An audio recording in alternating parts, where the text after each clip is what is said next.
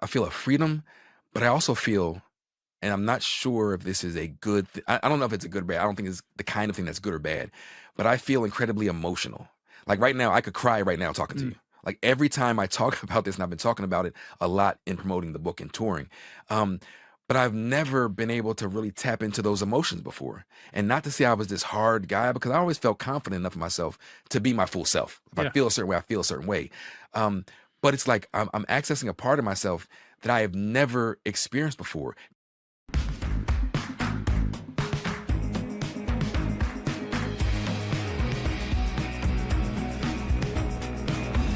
Hello and welcome to Why Is This Happening? With me, your host, Chris Hayes. Back in 2014, when I was pretty new to All in that spring, there was a man by the name of Freddie Gray who was picked up by Baltimore police.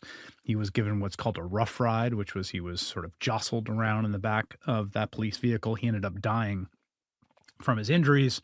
That led to massive protests throughout Baltimore.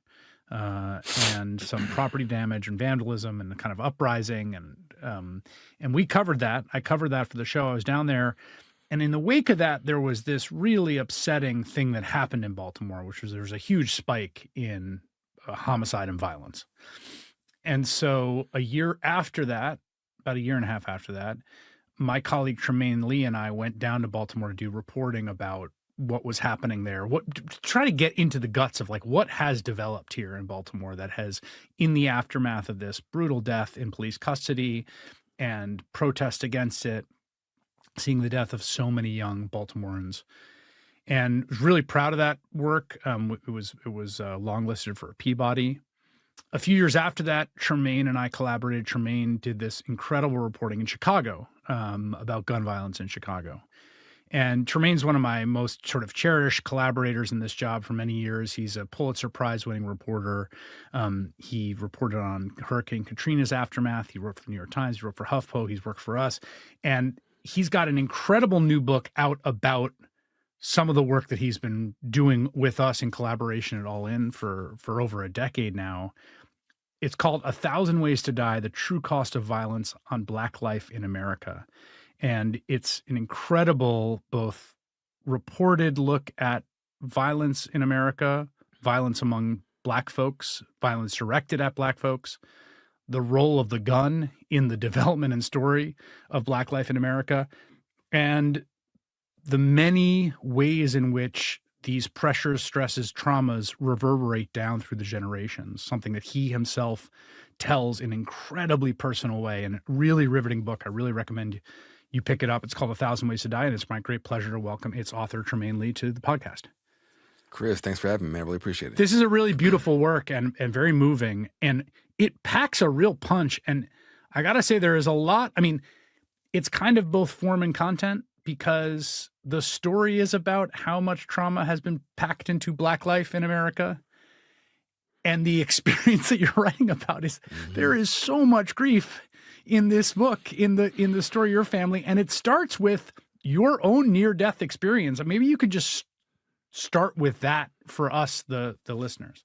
Yeah, so there is a lot going on in this book, and it took me 10 years and a lifetime to write, really. And so in 2017, I had this heart attack. But 2 years prior, I started writing this book, and its original incarnation was called $1 Million Bullets. And I was going to focus kind of acutely on the actual dollar amount, the dollar cost we pay for violence every single day, as a way to get us to talk about the violence and loss that communities face, the debt that communities face every single day also. But then 2 years later into writing this book, after crisscrossing the country, steeped in the reporting, I suffered this heart attack. And for the first time, I had to really expand the notion of what violence actually is and how we carry it. And so having my own near-death experience, and my then 5.5-year-old daughter turning 6 was asking me, how and why. And I had to literally open myself up and be vulnerable and honest with what it was I was actually carrying. And so to that point, for more than a decade, I'd been reporting from the front lines of Black death and survival, all those stories you mentioned, from the rebellions and Freddie Gray's and Trayvon Martin's and all the Walter Scott, the long list. But also long before that, in my formative years as a cub reporter in the streets of Philadelphia and New Orleans and New York City, where I'd often find like young Black men who look just like me, dead from gunshot wounds, and have to reflect and refract all of the pain I would see in their families' eyes and imagine my own family's hurt. And so it was like I was collecting all these little shards of lives and what it means to hold those shards in one hand. But then also, more quietly, left unsaid, was a family history pocked with violence going back 100 years to the Jim Crow South, and what it means to carry that ethereal psychic kind of trauma, right? Unresolved, passed down from generation to generation, impacting us literally almost every generation since the Jim Crow days, and all come colliding in this heart attack and trying to reconcile the violence of a blood clot and the violence of a bullet, and how both come from these similar kind of impulses. You had a blood clot. You woke in the middle of the night, chest pressing down. You managed to get to urgent care just in time, basically, to save your life. Yeah. You were 38 at the time? It was 38 years old, which now I just turned 47, so 38 sounds like I was a kid. But to have a heart You are attack, a kid at 38. right. I mean, and you say in the book, like you're a former athlete, you're a healthy dude, Yeah. you have a healthy lifestyle. If anyone's ever Yeah. met you, been around you, you present as like a very healthy person. Yeah. This just felt like a meteor. Well, a meteor, like earth-shattering, earth-shaking, a comet that just landed in my chest. No prior signs. I would go to the doctor every year, no high blood pressure, no high cholesterol. And so as I was trying to make sense of how this happened to me, a clarity set in of what I was carrying. And for the first time, really, really engaged with what I now point to as trauma. Of what it meant to carry those little ribbons, those little shards of all that death and all that grief. I said this to you the other night when I saw you, I think, on set when you were talking about the book. You know, we're basically the same age. I'm 46, you're 47. You know, one of the things that's been so striking to me as someone who grew up in a kind of Generation X New York City, very, very hip hop infused cultural milieu that was just everywhere, and it was the world that we kind of inhabited. To reach this age and look around and see the number of folks, Black men, Yeah. my age or a little older, just name after name, from De La Soul to MF Doom to, of course, Pac and Biggie being shot and killed, like just the ongoing list of premature lives of Black men cut short, and it hitting me at a visceral level from that, the statistics that I've known forever about racial health disparities, Yeah. some from violence, but most not, often from things like cardiac arrest. Like, how have you come to think about that toll? During the pandemic, and this didn't make it in the book, a friend of mine, a family friend named Lamar May, was shot and killed in Camden, and he was 46 then in 2021. And it was shocking, not necessarily because he was shot and killed, because he had lived a bit of a troubled life. But he was a good-natured kid, and we knew the family, and his dad be out there watering the grass, and he had these twin sisters that were bad, right? Like this whole family growing up, Lamar and his whole family. But what's shocking is if you can survive those turbulent 20-something years where a lot of Black men will meet their ends by violence, there is this idea that maybe you've aged out of that kind of premature violent death until you expand the idea of what violence is. And you think about the way stress consumes and manifests inside of our bodies. One of the stats that I came across in reporting for this book and writing this book is that the average Black person sleeps an hour and a half to 2 hours less than the average white person. That's the difference between 7 hours and 5 hours, and the slew of health issues that are sparked by that, and what it means to have, as was the case for me, all your stress living in your sleep. My stress wouldn't, interfere in the way I'm interacting with you or my friends. I'm still myself, but at night, I would have this stuff on a loop and all these images. And then you have the high blood pressure from that. And then you have the navigating, these workplaces that might seem cool, but there's all these little hostilities of being Black in these majority white spaces. And then add to that, say, journalism, right? The high pressure, ideals that we're under, and still trying to tell Black stories. it's like a perfect collision of all these different forces, and that's where we get 1,000 ways to die. Right, the bullet is just one, but all of them are a form of violence.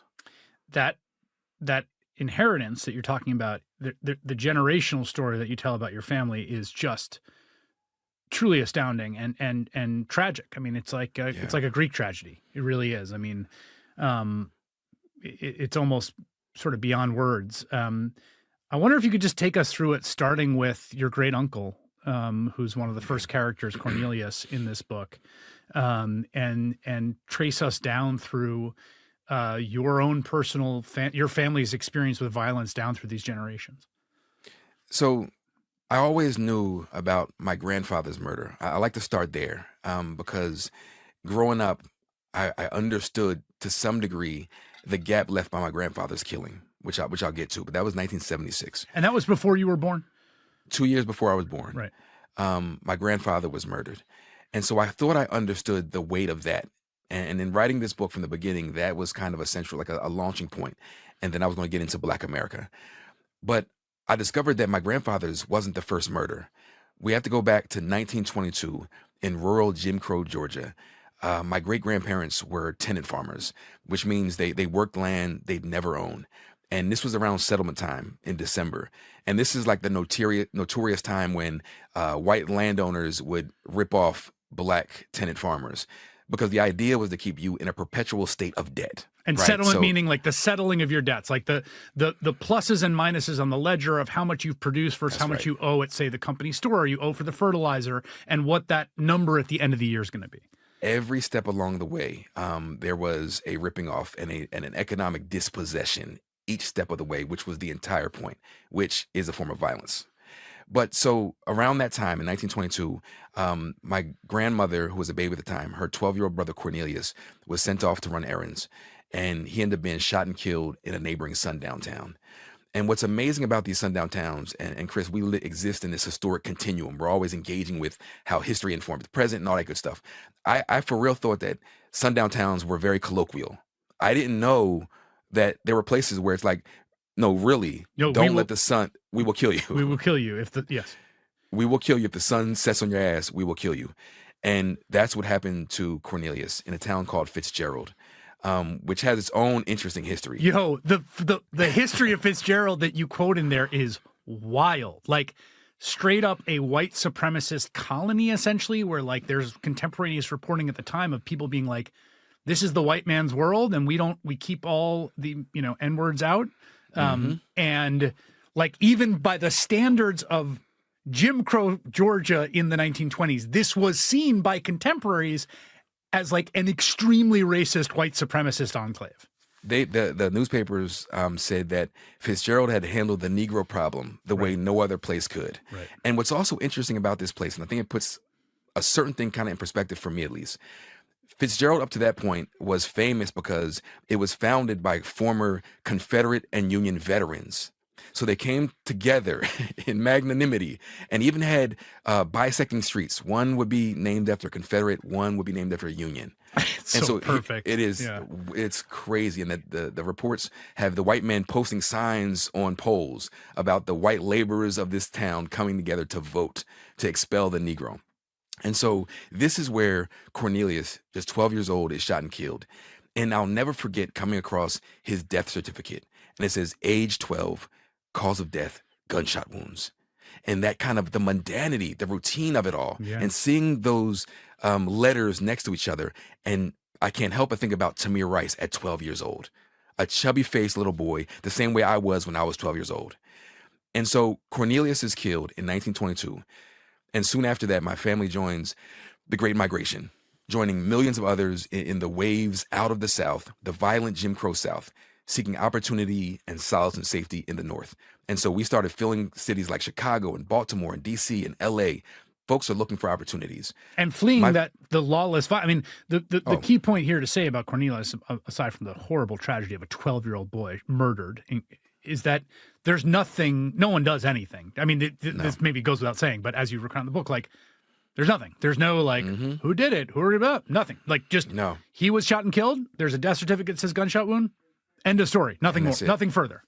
You know what is amazing also, Chris, is like, we have a sense of how violent the Jim Crow South was, right? The 1900s, late 1800s, early 1900s, we can imagine the sense of lawlessness. Police departments are still kind of forming, like it's semi-institutionalized, but there's a lot of lawlessness.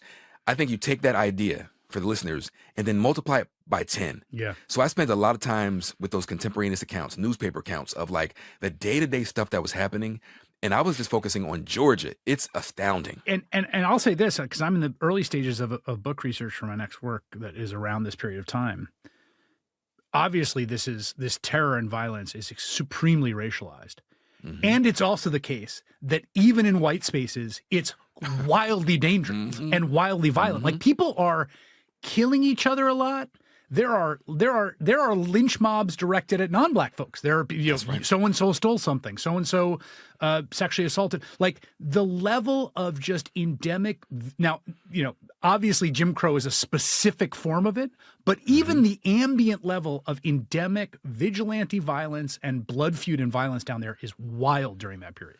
Oh, I was talking to a historian down in Dodge County, where my family came from, and in Ben Hill County, where Fitzgerald is. And he was saying this neck of the woods was renowned for their white violence also. It's just white on white violence. It was just extreme. Right.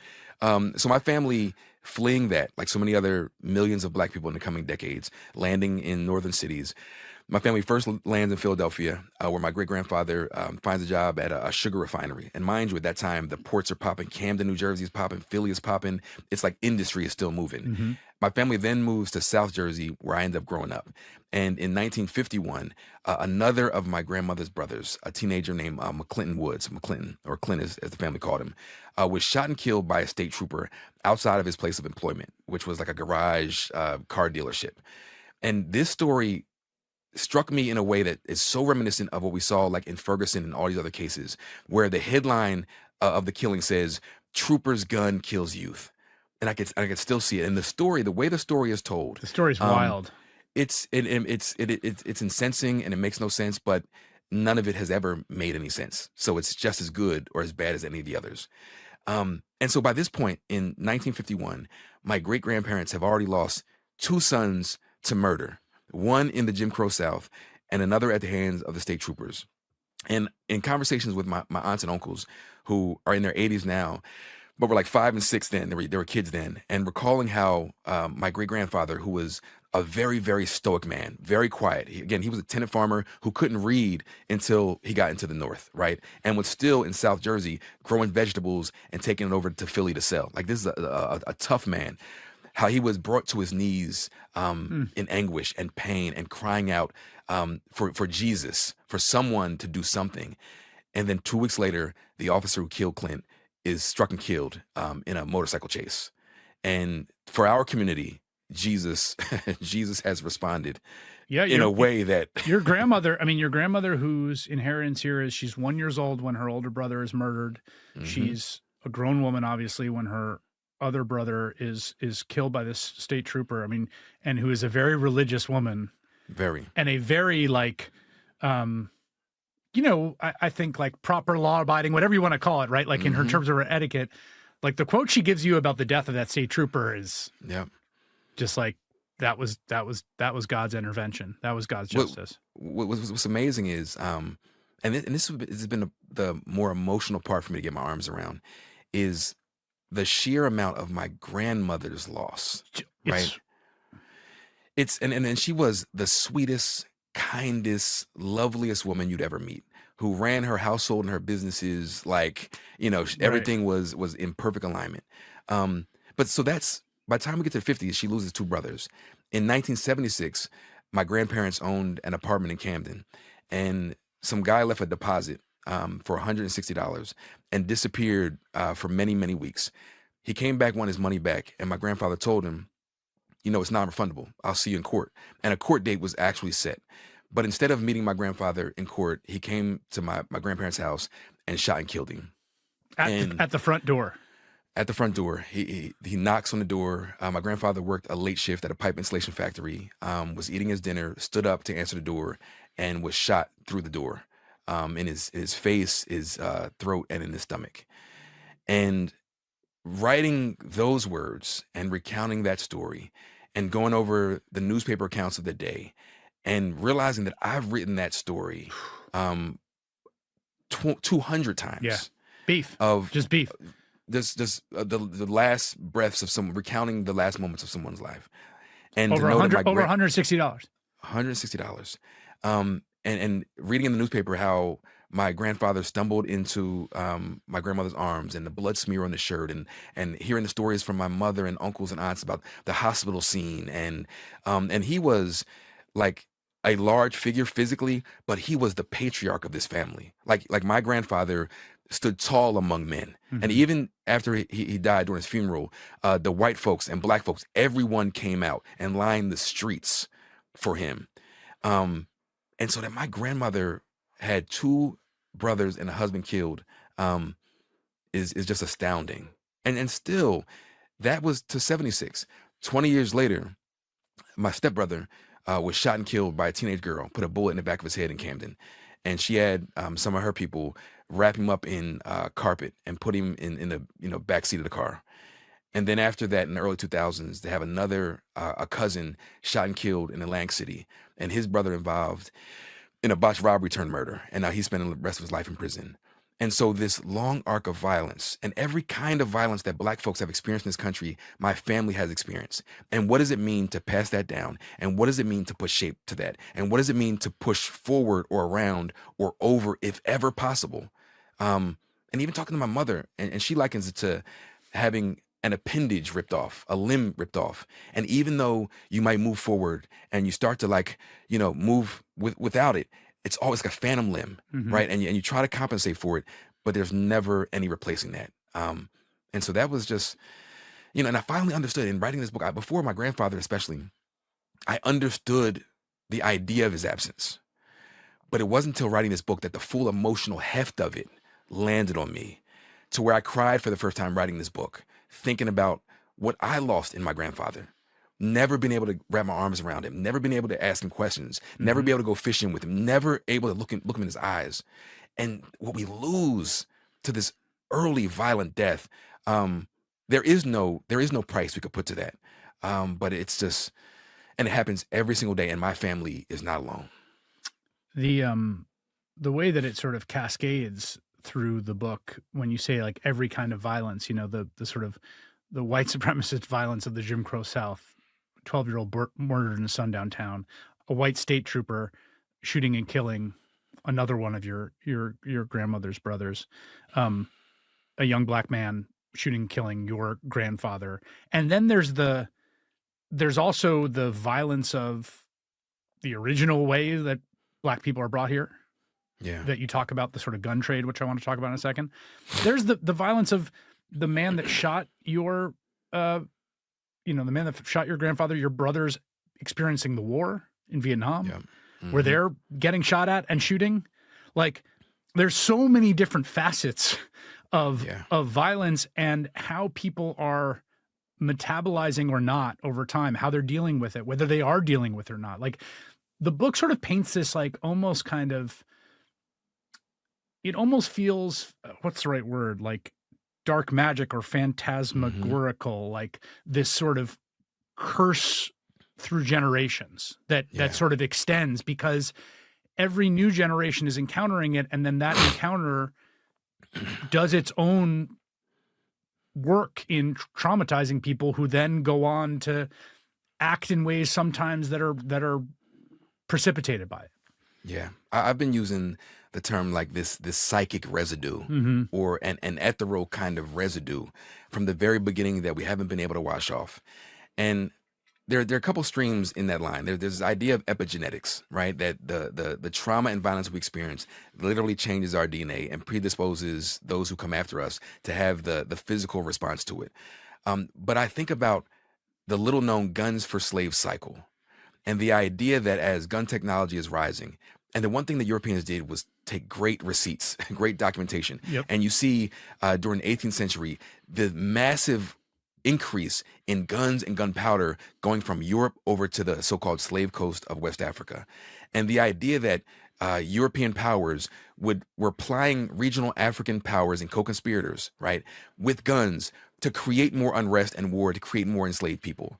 It's not as if enslaved people were just some natural byproduct of things happening, and there was this surplus of humans Right. that these European folks seeking to like satisfy the needs of labor to build the Western world just happened to come across. They were fomenting it.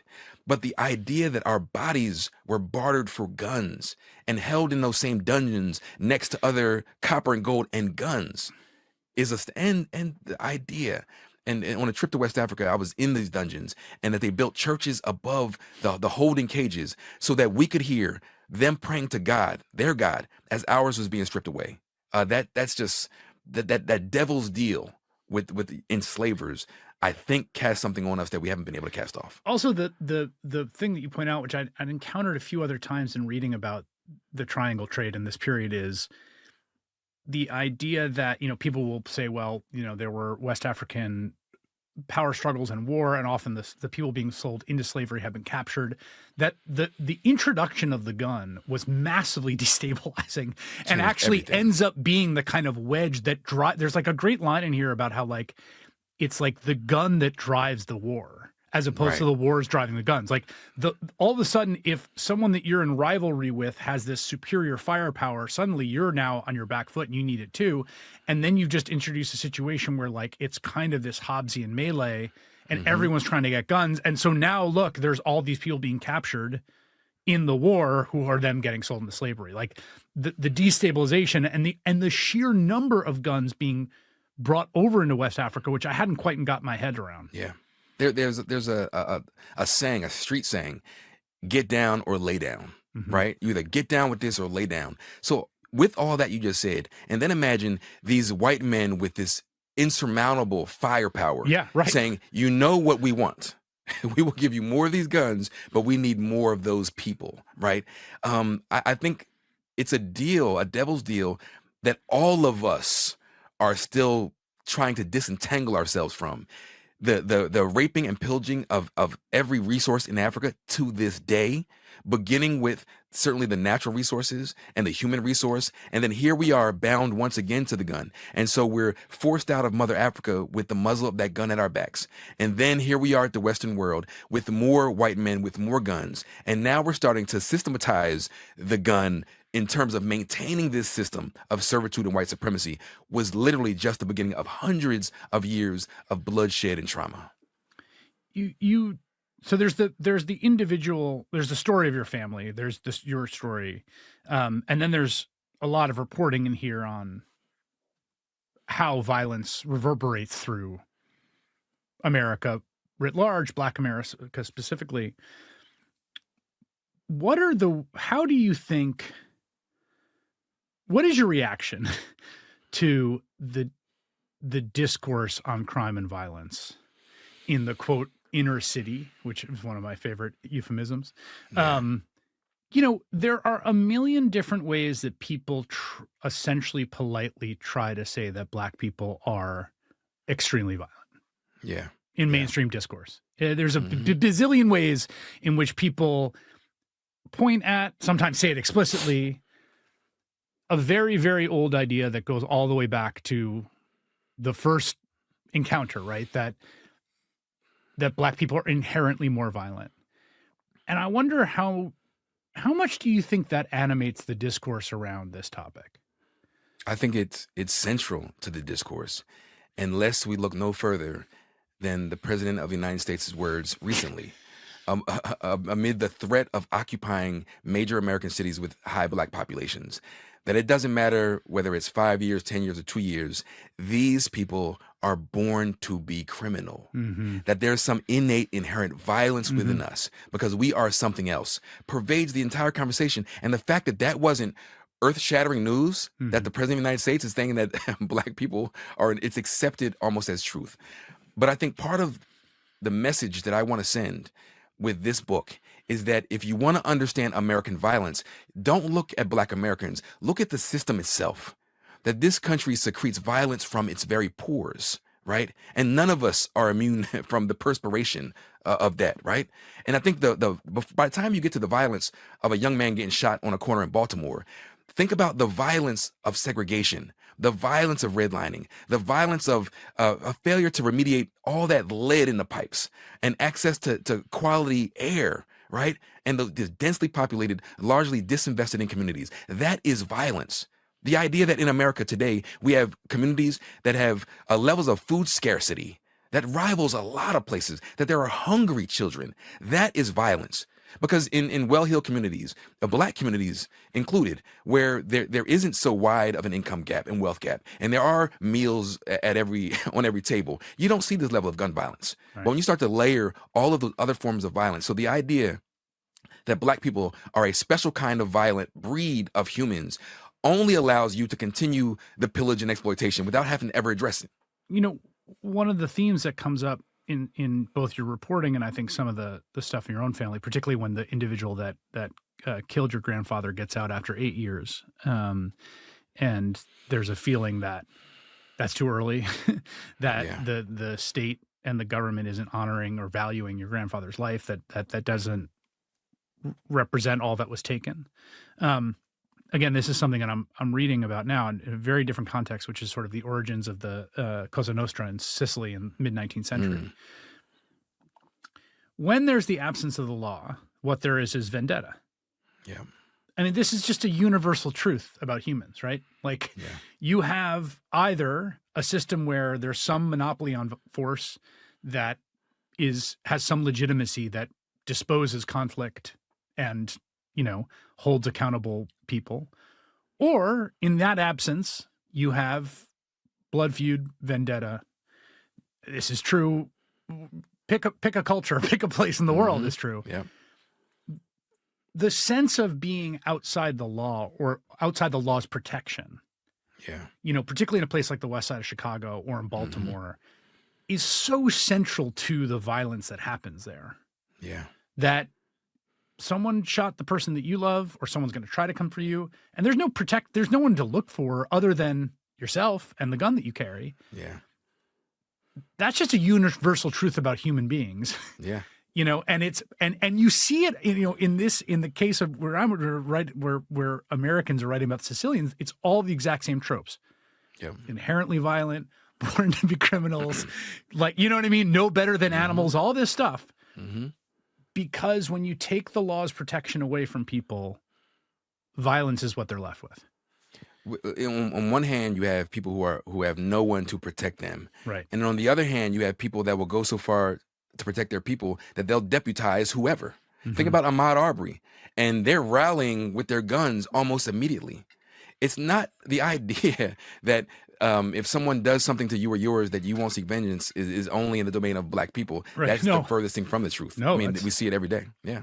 Right. But what there is for people that feel faith in the law, legitimacy by the law, recognized by the law, part of the law, family members who are part of the law, you can channel a faith into its protections, its accountability, and all these things. If you are outside of that, it's very hard to tell a young man on the West Side of Chicago who's scared or threatened or in grief that the law is going to take care of the things that are pressing down the law on him. Definitely won't. One, when you see these clearance rates, I mean, like the number of homicides that are being solved, abysmally low, right?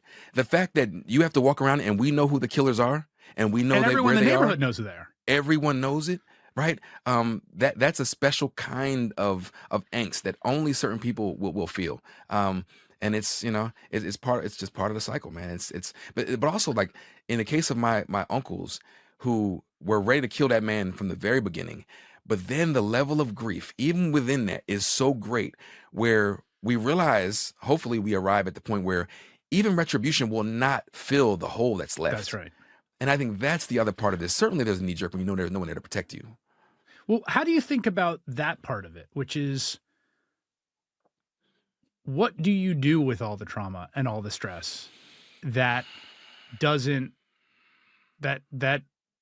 changes the trajectory? I mean, that's a kind of personal sort of self-helpy question that doesn't address the structural things. Wow. But it's also a thing that everybody, people that have to, like yourself and others, have to live this life in. Like, how have you thought about it, even coming out of this near-death experience? I think part of it is we have to be able to do what I've done for myself and for my family, is point to a thing and name it what it is. that it actually is trauma. Just because it happens so often and it's such a, a routine experience for Black people, especially in this country, does not mean that we can pretend that it's not gnawing away at us.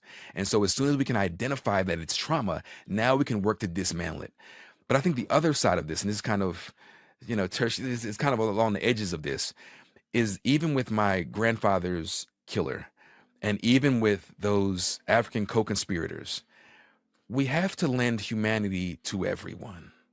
We have to lend humanity to everyone. And that to me is a certain kind of healing that I don't know if we're all in position to reach for. But I think about, even in the book I write about, my grandfather's killer's experience in life and how he arrived in Camden, New Jersey, what it meant for him to be looking as a Black man for an apartment in Camden in 1976, in the early 70s. But I think healing is the key.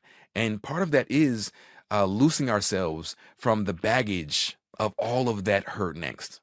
How much do you think talking about it, writing about it, you say in the book at one point, my family just didn't really talk about this stuff. Obviously, they talked about my grandfather's absence. It wasn't like that was hidden away, but it wasn't a publicly shared story to tell. No.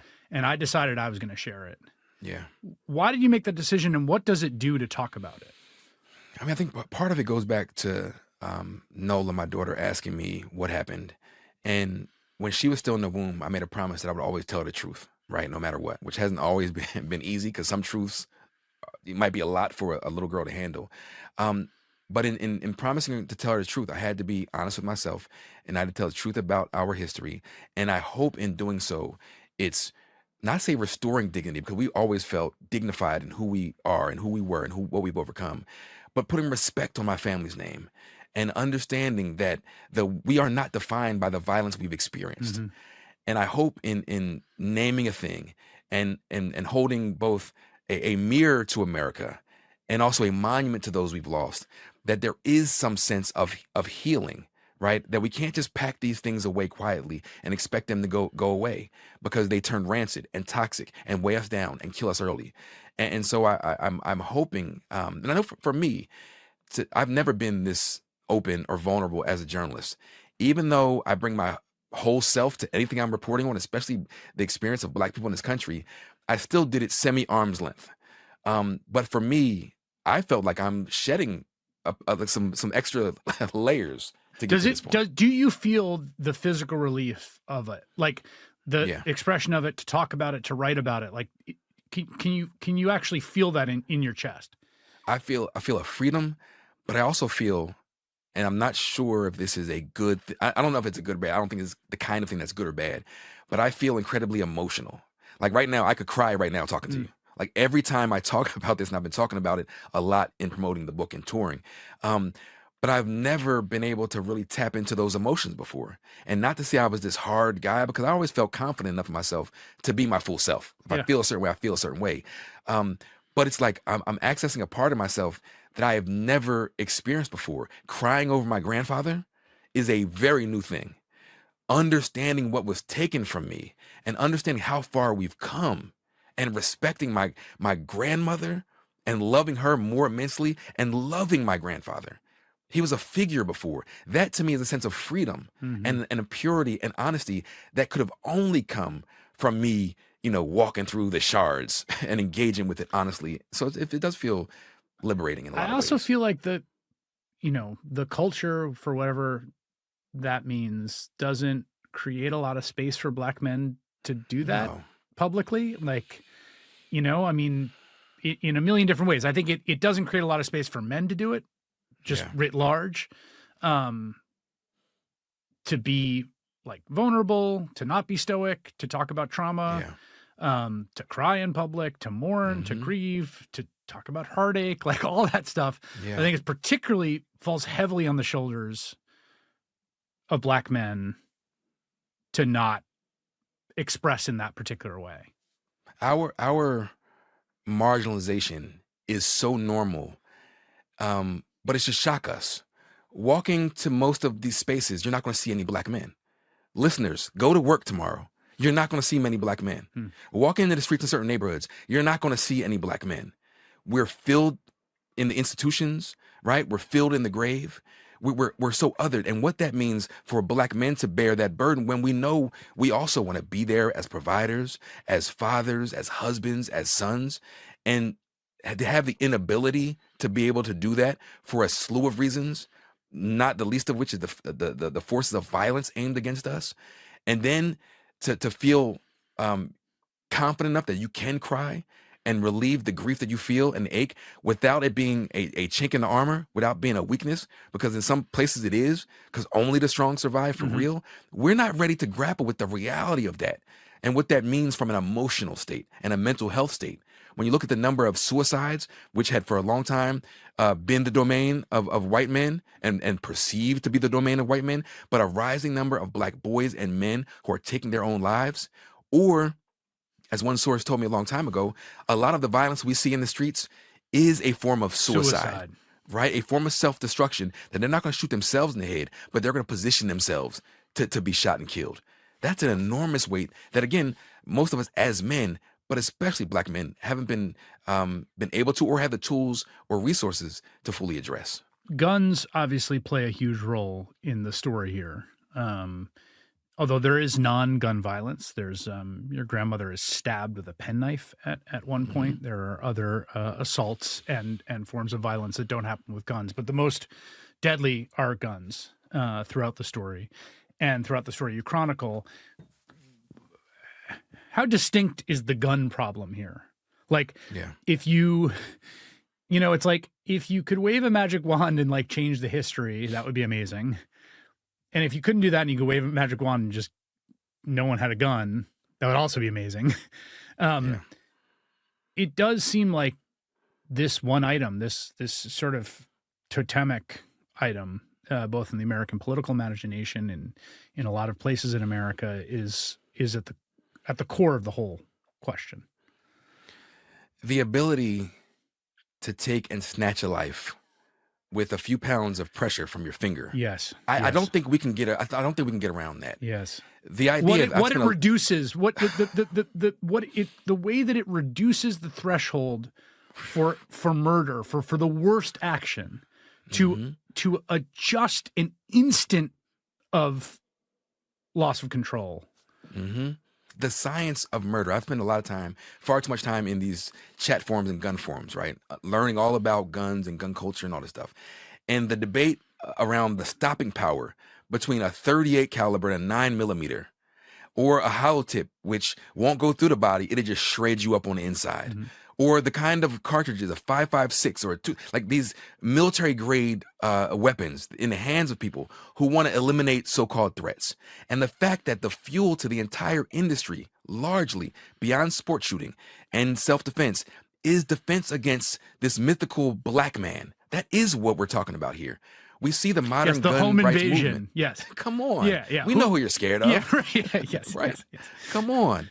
And the idea that, there was a time where the NRA was really a sport shooting and like hunting organization. And then Brown v. Board of Education signals a more full citizenship for Black people and what that freedom represented, right? An erosion of freedom and Americanness for others. And now you see it on overdrive.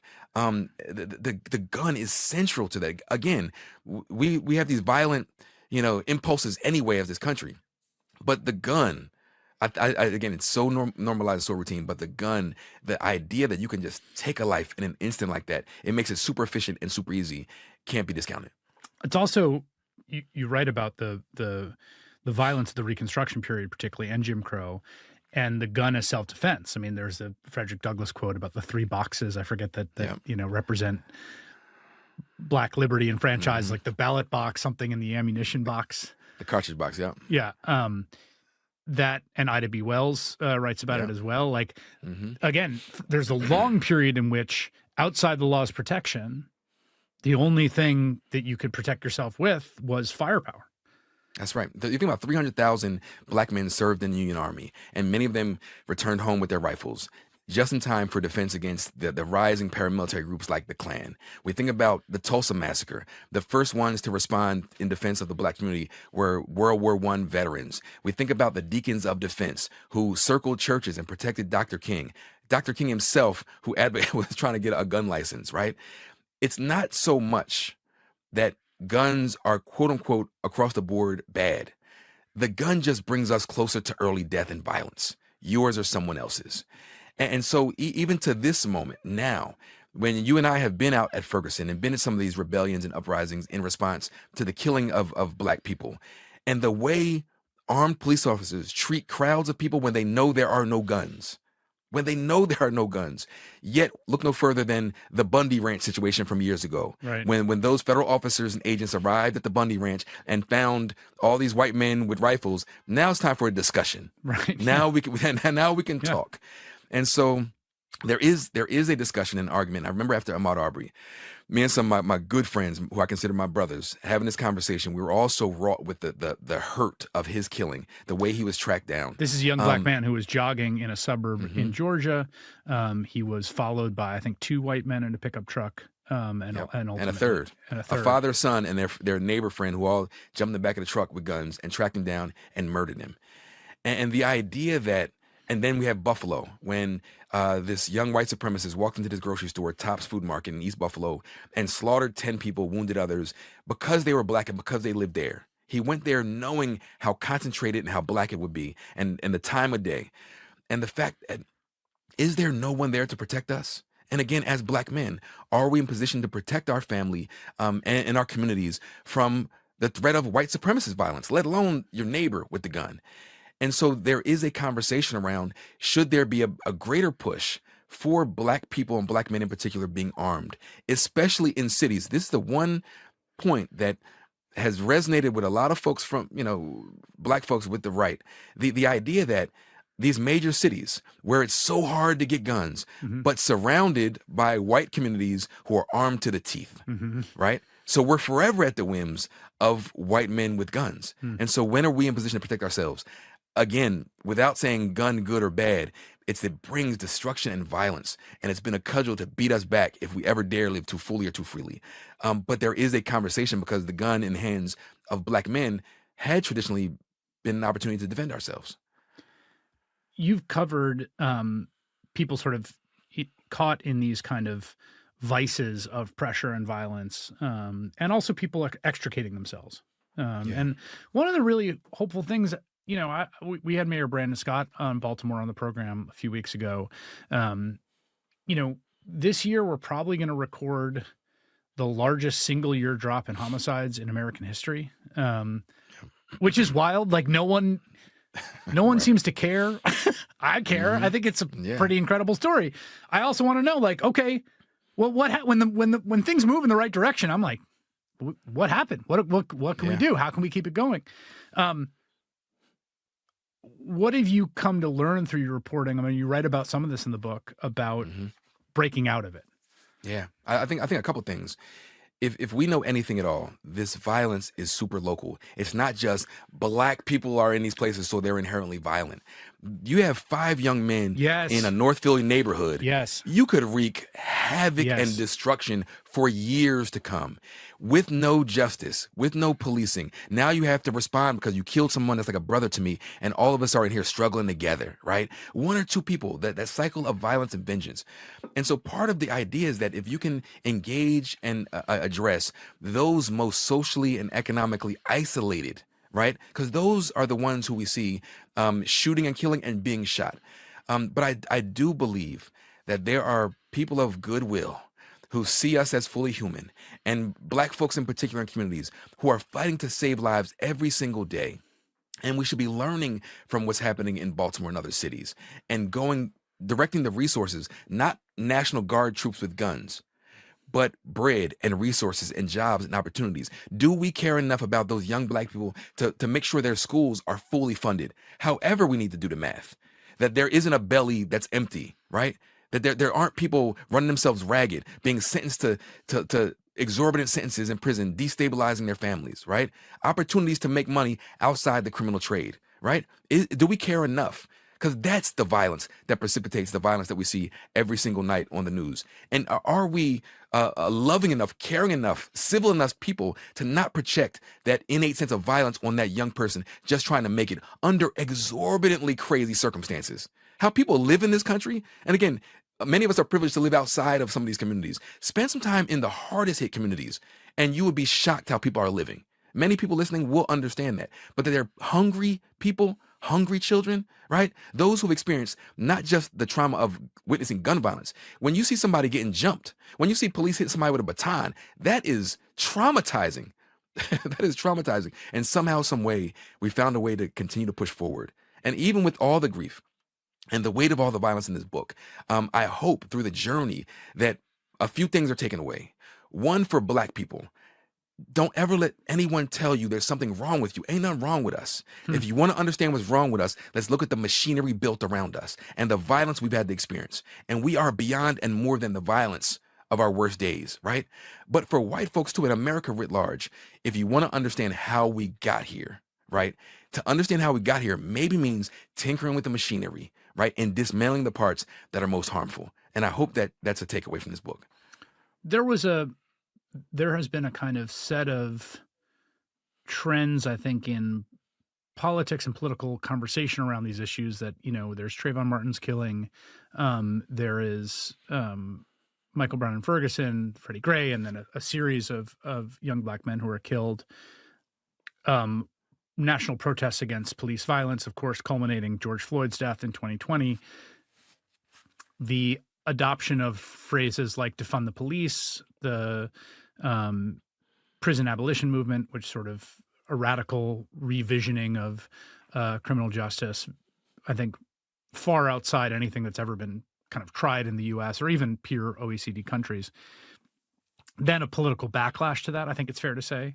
I think it's pretty documented in the polling. I just saw a New York City poll about defund the police polling at 22% in New York City support and 75% opposed. But where do you think we are now? Like, I feel like you and I have both been reporting through both of the crests of the kind of like peak kind of civil rights protests, deep visceral repulsion at the death of George Floyd, I think, which particularly in those early moments kind of stretched across ideological lines. I think people had some profoundly human response to seeing that knee on that man.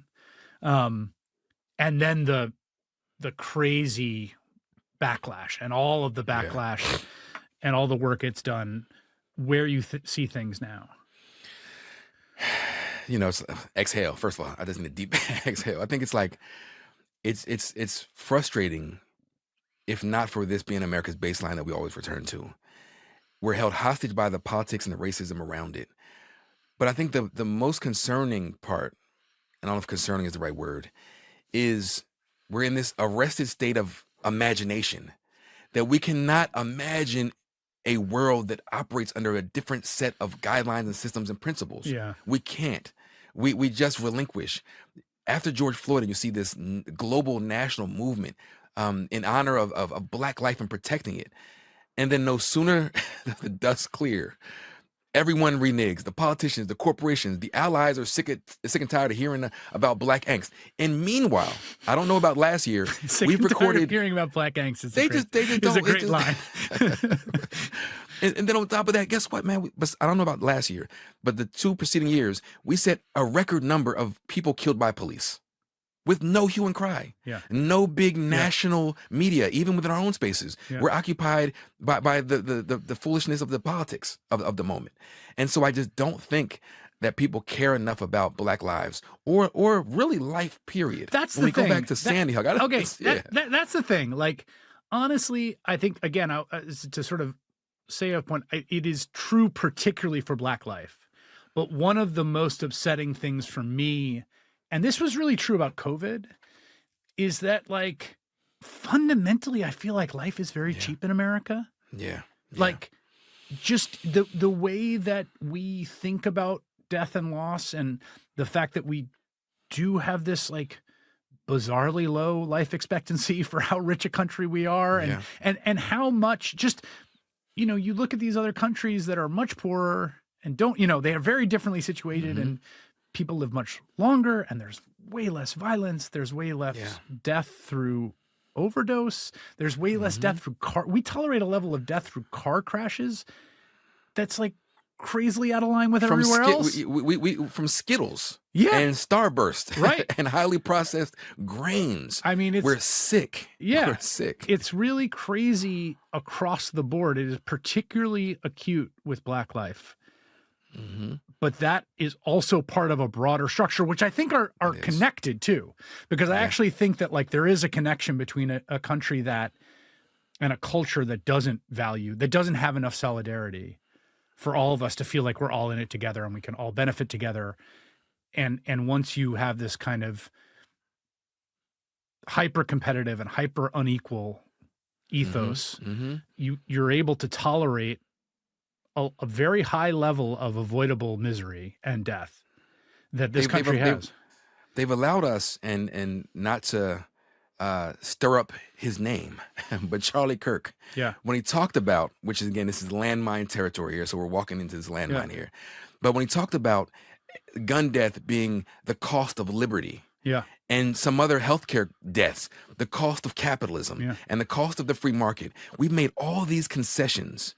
And we've paid all these costs, and for a lot of us, the costs are just too steep. Well, and the point that when he said that was a sincerely held ideological belief. Like that is like he wasn't like that was a thing that he believed, and a thing that a lot of people believe, like genuinely believe in America. And even his death, it's been upsetting to me to see. You know, when I saw his widow at the event, and I was thinking about his kids, it's like even his death became discourse immediately. Right. And also, and this is the key thing, and I think something to track here is that like everyone can change as long as they're alive, and they can't once they're dead. We can't. Oh, so there's the absurdity of his murder.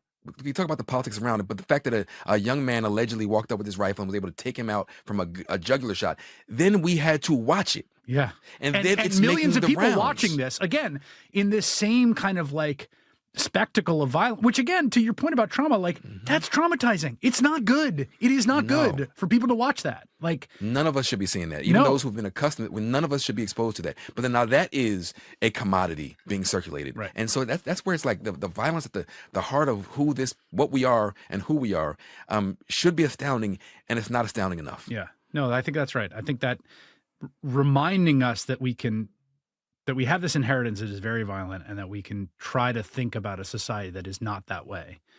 Tremaine Lee's book is called 1,000 Ways to Die. It's a really excellent piece of work. The True Cost of Violence on Black Life in America. Tremaine is a colleague of mine at MSNBC where he's a contributor. He also has a film that he just worked on, which is out. What's the name of the film again? It's called Hope in High Water, A People's Recovery 20 Years After Hurricane Katrina. It's on Peacock right now. It's on Peacock right now, and there's actually great passages in the book about your time in New Orleans as well. Tremaine, always a pleasure, man. My man, Chris, thank you very much.